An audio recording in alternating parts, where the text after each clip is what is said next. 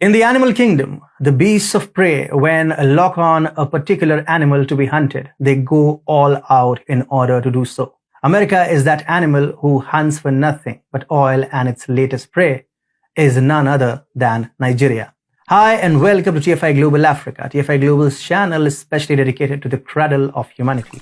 I'm your host, Atul Mishra. Let's begin with the video report. The US and UK have issued a warning stating that Nigeria is on the target of terrorists. Both countries told their citizens to avoid any non-essential travel to the nation. Their designated places like shopping malls, places of worship, schools, restaurants, and international organizations, etc. as the potential targets. However, no credible source or intelligence was provided by the US and the UK to corroborate their claims. There have been several security problems in Nigeria. In fact, there was a prison break in July in which about 400 prisoners escaped from jail. An Islamist group took responsibility for the jailbreak. Now, Nigeria is one of the largest nations in Africa in terms of resources, economy, population, and landmass. It is one of the largest oil producers in the continent, has a vast reserve of lithium, a population of 180 million, has a well-connected rail system, is the first country in Africa which employs technology in stock exchange, and is building a 6,000-kilometer gas pipeline project with Morocco. Strategically too, Nigeria is a very important nation in Africa. In the wake of Russia's military action in Ukraine and resulting sanctions imposed by the US and Europe, the West is looking for alternate sources of oil and gas.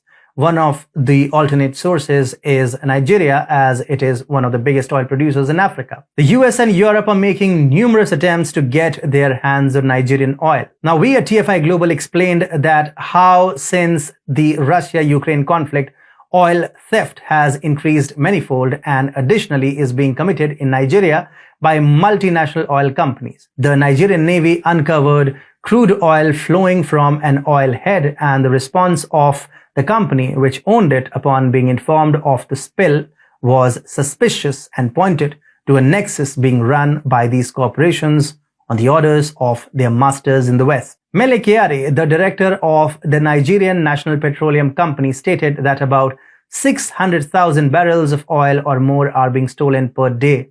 Nigeria slipped from first place to fourth place among oil exporting nations. And for the first time since 1990, oil production of Nigeria dropped below 1 million barrels per day. The Nigerian government is very concerned about this development. It announced that it will launch an operation to stop the rampant theft of its oil and will use helicopters, aircraft, and armored vehicles for this purpose. Now, when it comes to clean energy technology, the US aspires to become an expert in this field. It is actively taking part in developing its renewable energy sector, and one of the aspects is the electric vehicle industry. Recently, Nigeria's Minister of Mines and Steam Development, Olamilekan Adebayo, rejected the proposal of the world's richest man, Elon Musk. Tesla offered to mine lithium in Nigeria, which he turned down.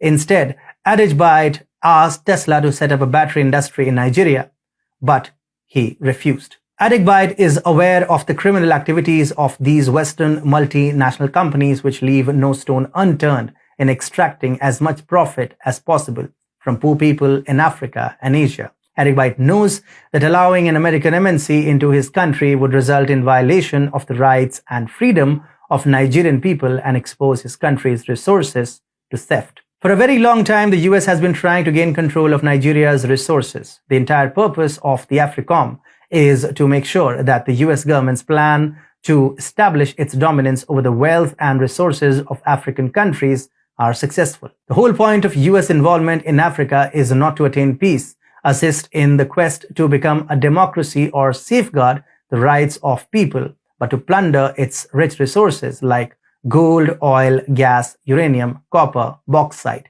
diamond, iron ore, etc. Nigeria is one of the richest and largest countries in Africa. Now, we explained how Boko Haram is an offshoot of the CIA. One of the most infamous strategies of the US is to deliberately create trouble in other countries and then suggest its solution. The US did this in Afghanistan, which even Hillary Clinton admitted. She publicly acknowledged her role in providing funds and weapons to the Taliban to counter Russian influence and secure freedom for Afghans. However, today, the same Taliban is brutalizing civilians and ravaging a once thriving nation. The US is doing everything in its power to capture Africa's resources. In countries like Ethiopia, Biden and his allies are actively providing funds and arms to the TPLF to establish their control over the entire Horn of Africa region, which has rich deposits of petroleum, natural gas, hydropower, potash, salt, etc. In light of these facts and circumstances, as the US was not successful in establishing its control over Nigeria's resources, therefore it has decided to activate its creation in the name of Boko Haram. This warning by the US and UK is meant to create chaos and instability in Nigeria, taking advantage of which Boko Haram will increase its activities and through that instability. Boko Haram will try to capture the control of resources for Biden and his allies. It is amidst this chaos that USA will enter the scenario as a savior on a mission to protect Nigeria, but one needs to be aware of the wolf in sheep's skin.